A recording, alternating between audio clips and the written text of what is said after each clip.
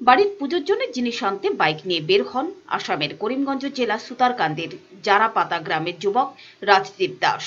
সঙ্গে ছিল এলাকারই যুবক বিকাশ দত্ত। জিনিস নিয়ে ফকির বাজার থেকে নিজ বাড়িতে যাবার পথে ঘটে দুর্ঘটনা। জাতীয় সড়কের পাশে দাঁড়ানো একটি লরির পেছনে ধাক্কা মারে বাইকটি। অভিযোগ, দ্রুত গতিতে ছিল মোটর বাইকটি। ঘটনাস্থলে মর্মান্তিক মৃত্যু হয় দুজনেরই। দুজনের বাড়ি একই এলাকায়। পুলিশ ঘটনাস্থলে গিয়ে মৃতদেহ করিমগঞ্জ সরকারি হাসপাতালে নিয়ে আসে।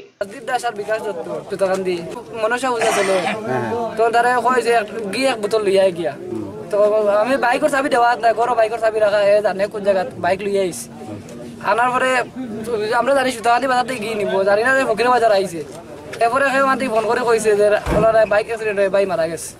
ফকিরা বাজার বাইক এটা ৰখি থকা টিপাৰ এটাৰ পুৰণা তাত বাইকৰ দুজন ল'ৰা আছিলে। তেওঁলোকে আহি মানে এক্সিডেণ্ট হোৱাত ঘটনাস্থলীতে লগে লগে তেওঁলোকৰ ডেথ হৈছে।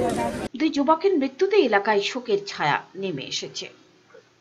ব্যুরো রিপোর্ট, চ্যানেল দিন রাত।